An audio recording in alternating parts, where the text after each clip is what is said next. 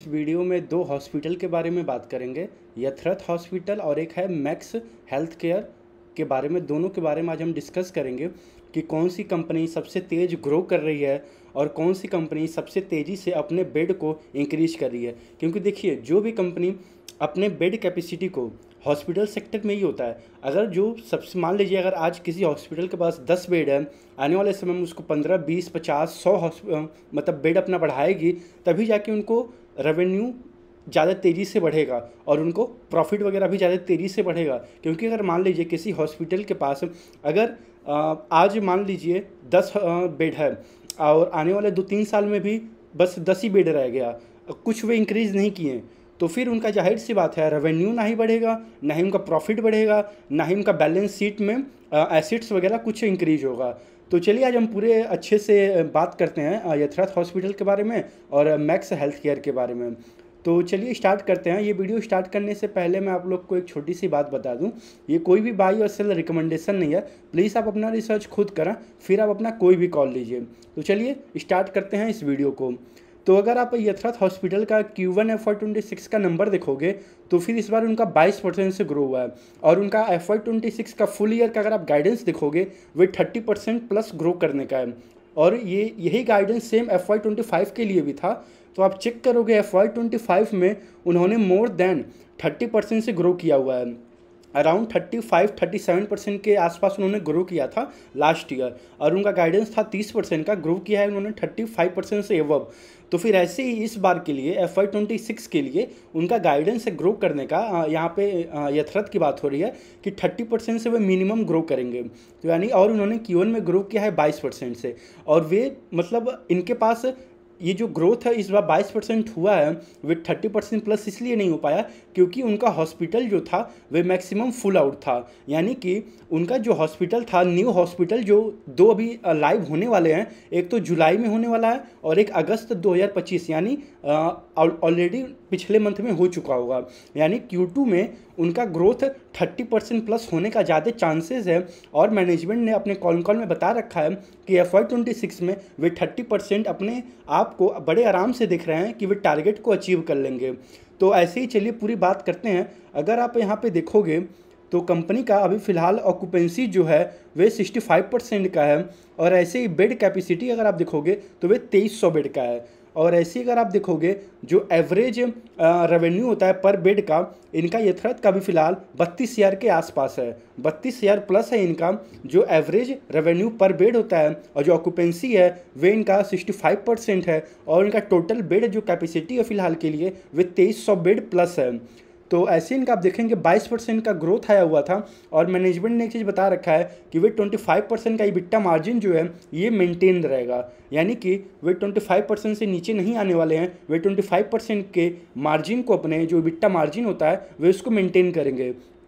तो ऐसे ही आगे पूरे अच्छे तरीके से बात करते हैं। यहाँ पे ये देखिए जो फरीदाबाद का है, ये जो 400 बेड का कैपेसिटी है, ये आपका लाइव होगा अगस्त जो 2025 में, यानी पिछले मंथ में ऑलरेडी ये लाइव हो चुका होगा। इसमें कंपनी का स्टेक जो है 60% का है। और ऐसे एक और हॉस्पिटल है इनका जो लाइव होने वाला था, ये है जुलाई में, ये जुलाई में लाइव होने वाला था।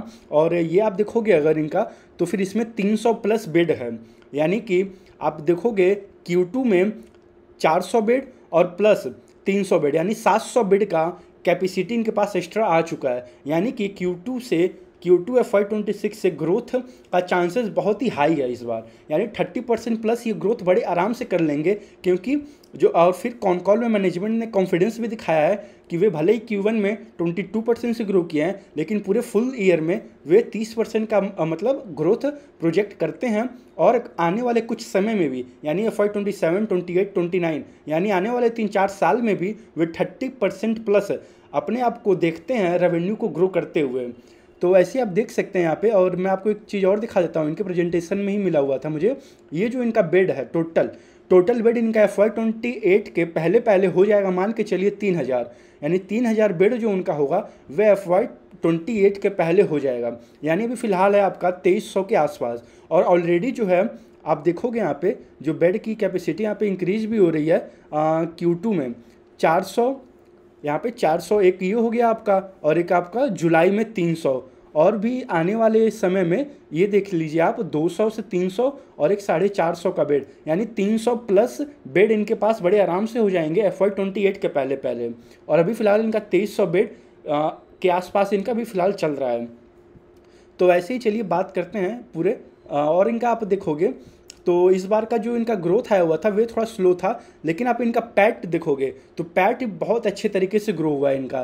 पैट अगर आप देखोगे तो फिर पैट इनका लास्ट Q1 FY25 में 30 करोड़ का था और इस बार इनका 42 करोड़ का है, यानी पैट में अच्छा जंप आया हुआ है। और वही मैनेजमेंट ने बता रखा है 30% से बड़े आराम से ग्रो कर लेंगे। और चलिए और बात करते हैं इसके बारे में। अगर आप देखेंगे, अब बात करते हैं मैक्स हेल्थ केयर का।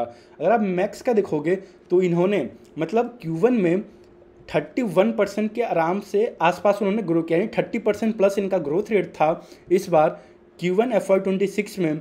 और इनका आप देखोगे अगर पैट भी 30% प्लस ही ग्रो हुआ है। और अगर आप इनका देखोगे मैक्स हेल्थ केयर की हम लोग बात करते हैं, यहाँ पे अगर आप देखोगे इनका जो बेड इंक्रीज अपना करने वाले हैं उसकी ये टोटल लिस्ट है। इसको ये पहले मैं बताने से पहले आप लोग को ये मैं एक चीज़ दिखा देता हूँ इनका कि इन लोग के पास टोटल कितना बेड है। करंट कैपेसिटी अगर आप देखोगे कंपनी के पास 5200 का है, जो 5200 बेड इनका कैपेसिटी है फिलहाल के लिए। और आप इनका ऑक्यूपेंसी देखोगे तो वे 75% प्लस है इस बार Q1 FY26 में। और भी अगर मैं आपको यहाँ पर अब दिखाऊँ, ये रहा, आप यहाँ पे ये देख सकते हैं कि उनका ये टोटल टारगेट है कि कब कब कितना कितना वे बेड ऐड करने वाले हैं। तो फिलहाल आप देखोगे अगर इनका तो फिर यहाँ पे अगस्त 2025 में 160 बेड और ऐड होंगे, यानी 5200 Q1 FY26 के एंड में था, 160 बेड और ऐड हो जाएंगे तो 5360 बेड इनके पास हो जाएंगे। और अगर ऐसे आप चेक करोगे FY26 के एंड में, यानी यहाँ पे आप देख सकते हैं मार्च 2026, यानी FY26 तक में इनके पास टोटल 6600 बेड हो जाएंगे, यानी 6600 प्लस बेड इनके पास हो जाएंगे। मैक्स हेल्थ केयर की बात हो रही है। और ऐसे आप इनका देख सकते हैं टोटल FY29 तक इनका टारगेट है जो बेड का वे करने का 10,000 प्लस। यानी अभी फ़िलहाल देखोगे अगर आप Q1 FY26 में 5200 बेड है, ठीक है, और इनके पास FY29 तक 10,000 प्लस बेड हो जाएंगे, यानी यहाँ से आप मान देख सकते हैं डबल हो रहा है अब बेड कैपेसिटी। तो यानी जाहिर सी बात है आने वाले समय में इनका रेवेन्यू वगैरह भी इसी तेज़ी से ही ग्रो करेगा, जहाँ तक लगता है देख के, अभी तक का नंबर भी देख के लगता है। क्योंकि आप अगर यहाँ पे चेक करोगे तो 30% से इन्होंने ईयर ऑन ईयर ग्रो भी किया है, ऐसे ही प्रॉफिट भी ग्रो किया है। और अगर आप इनका देखोगे जो एवरेज रेवेन्यू होता है पर बेड का इनका वे 78K प्लस है। और ऐसे ही अगर आप इनका ऑक्यूपेंसी भी देखोगे तो 75% प्लस है। तो दोनों कंपनी अच्छी लग रही हैं। यही है, ये थोड़ा Max Healthcare higher valuation पर ट्रेड हो रहा है। इसका रीज़न भी है क्योंकि एक तरीके से ये भी फ़िलहाल के लिए मार्केट लीडर है अपने सेक्टर में, इस फिलहाल के लिए सबसे हाई पेस से ग्रो भी कर रहा है और ऐसे ही अपने बेड को भी ऐड ऑन करते जा रहा है। और ऐसे अगर आप अब यथरथ का वैल्यूएशन चेक करोगे अगर आप, तो वैल्यूएशन फ़िलहाल इनका जो दिखा रहा है 52 है, लेकिन अगर आप एस्टिमेटेड देखोगे FY26 का जो पैट आएगा वे आराम से 30% अगर हम ग्रोथ इनका मान के चलते हैं तो फिर हम मान के चलिए 170 करोड़ के आसपास इनका पैट आएगा FY26 में, जो मैनेजमेंट ने खुद बता रखा है कि वे 30% प्लस ग्रो करेंगे FY26 में। और आने वाले 3-4 साल के लिए 30% प्लस ग्रोथ को ये टारगेट करते भी हैं। तो फिर अगर ये 30% क्लॉक करते हैं अपने रेवेन्यू को भी, अपने पैट को भी ग्रो करते हुए, तो फिर इनका जो अभी फ़िलहाल के लिए FY26 के जो एस्टिमेटेड पे पी रेशियो निकलता है वे 45 से 50 के आसपास निकलता है। आप अपना कैलकुलेशन कर सकते हैं, ये मैंने एस्टिमेटेड बताया हुआ है। और एक तरीके से अगर देखा जाए, अगर ये 30% प्लस ग्रो करते हैं, अगर मैक्स से ये आगे निकलते हैं सेल्स ग्रोथ में, तो फिर इनको भी जाहिर सी बात है इनको भी वैल्यूएशन हाई मिलेगा आने वाले समय में। लेकिन वही है, अभी तो फिलहाल Q1 में नहीं कर पाए हैं क्योंकि इनके पास हॉस्पिटल लाइव नहीं थे।